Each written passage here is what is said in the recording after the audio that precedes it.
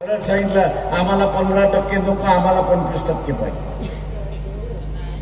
पण घटनेमध्येच असल्यामुळे तुमच्या संख्येप्रमाणेच मिळेल, त्याच्या बाहेर तुम्हाला मिळणार.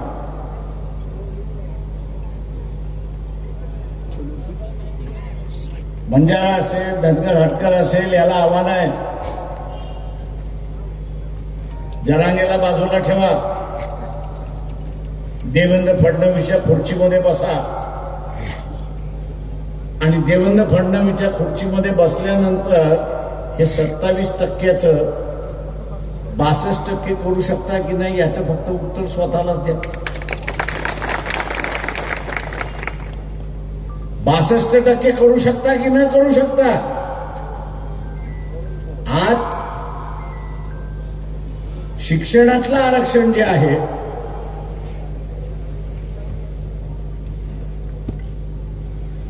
हे संपलेलं आहे. नोकऱ्यांमधलं आरक्षण संपलेलं आहे,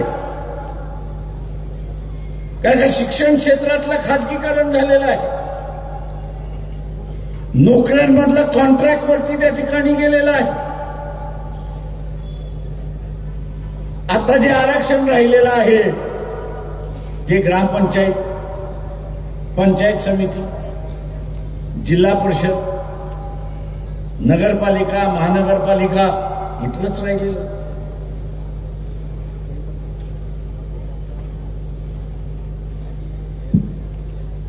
शिक्षणातलं आरक्षण आणि नोकऱ्यातलं आरक्षण हे पुन्हा प्रस्थापित करायचं असेल तर ओबीसीने सत्ता स्वतःच्या हातामध्ये घेतली पाहिजे, हे लक्षात घ्या. तरच इथला बदल होऊ शकतो, नाही तर अजिबात बदल होणार नाही.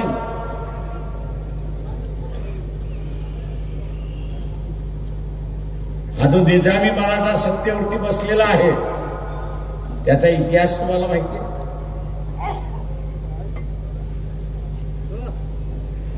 अजिबात इतिहास माहिती नाही.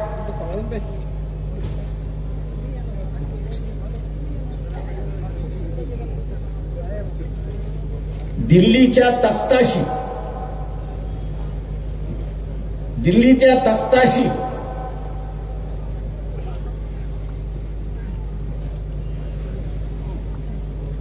पेशवाईची किती वेळा लढाई झाली?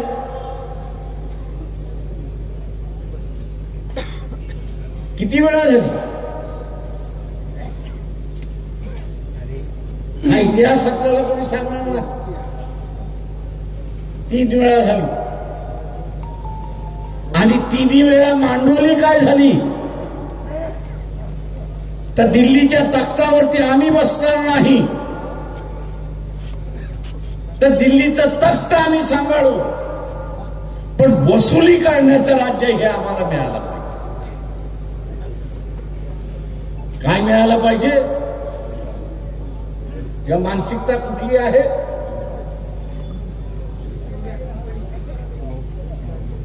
आता ईस्ट इंडिया कंपनीची मानसिकता असेल तर तुम्हाला न्याय कुठून मिळणार?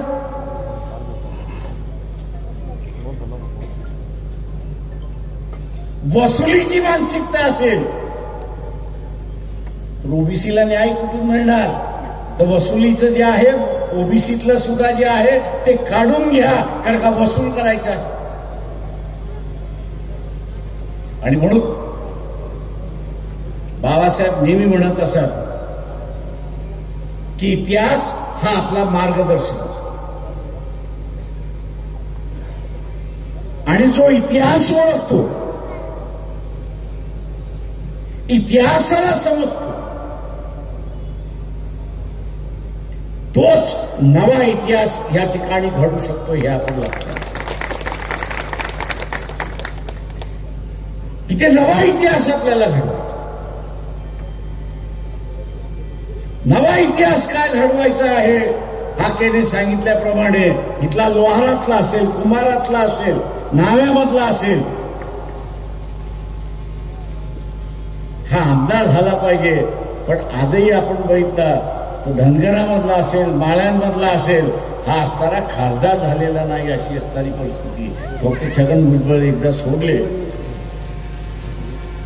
तर उरलेलं नाही.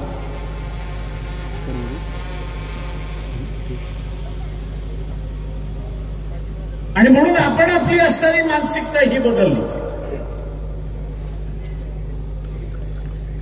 ओबीसीने आपली असणारी मानसिकता ही बदलली.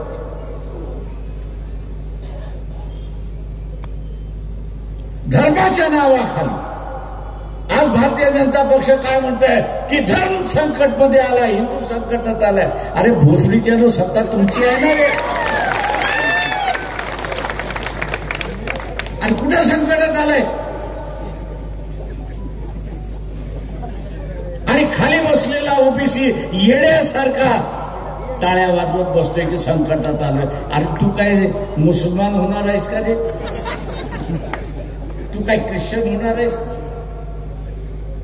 तू जोपर्यंत ख्रिश्चन होत नाही, जोपर्यंत मुसलमान होत नाही, तोपर्यंत असणारा धर्म कुठं संकटात आलेला आहे. धर्म संकटात आलेलं नाही, तुझं आरक्षण संकटात आलेलं आहे हे लक्षात.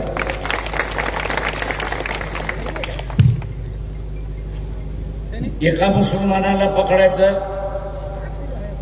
कुडाळीने तलवारीने त्याचे एवढे तुकडे तुकडे तुकडे तुकडे तुकडे तुकडे करायचे की खेमा करून टाकायचं आणि त्याचा व्हिडिओ काढायचा दाखवून द्यायचं. आणि मग आपल्याला असं वाटतं काय मुसलमानाला मारलं. अरे एक मुसलमान मेलाय, उरलेले सगळे जिवंत आहेत ना.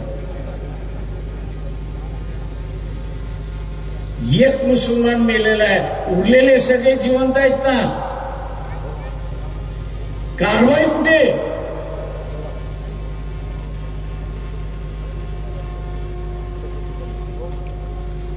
आणि म्हणून हे जे धर्माच्या नावाने जे राजकारण चाललेलं आहे, या धर्माच्या नावाच्या राजकारणामध्ये सिंदूरमध्ये एक तरी मित्र तुमच्या बाजूने उभा राहिला का. एक तरी देश तुमचा मित्र राहिला का.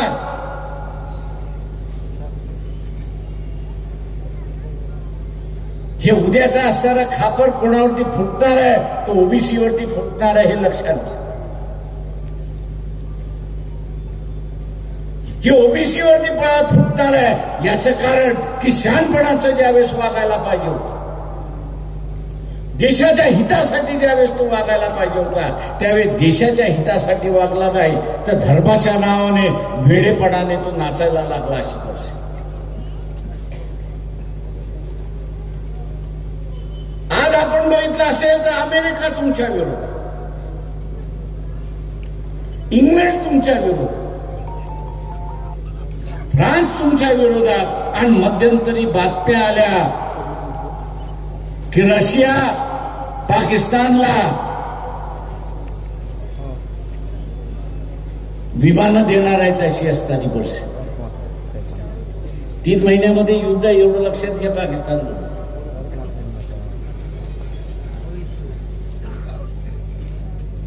3 महिन्याचे युद्ध आहे. तुम्ही हारलात तर राज्य कोणाचं होणार. तुम्ही हारलात तर राज्य कोणावरती आहे. मी इथल्या ओबीसीला विचारतो, राज्य कोणाचं येणार तुम्ही हारलात तर.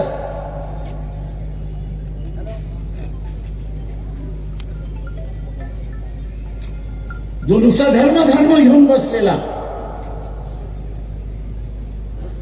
त्याची सुद्धा आवश्यकता आहे. मी नाही असं म्हणत आहे. धर्म हा माणसाला मनशांती देतो, पण इथे असताना सुरक्षिता आणि पोटाचा प्रश्न सोडवायचा असेल तर तो राजकारणच देतो, हे आपण लक्षात घ्या. आणि त्याच्यापासूनच ओबीसी फारकत घेतो, त्याच्यापासूनच तो असताना फारकत घेतो. 17 देश आणि 1 तुम्ही जिंकेल कोण. 17 देश एकत्र आले एकाच्या विरोधात, जिंकणार कोण. 17 देश. आणि हे झालं का.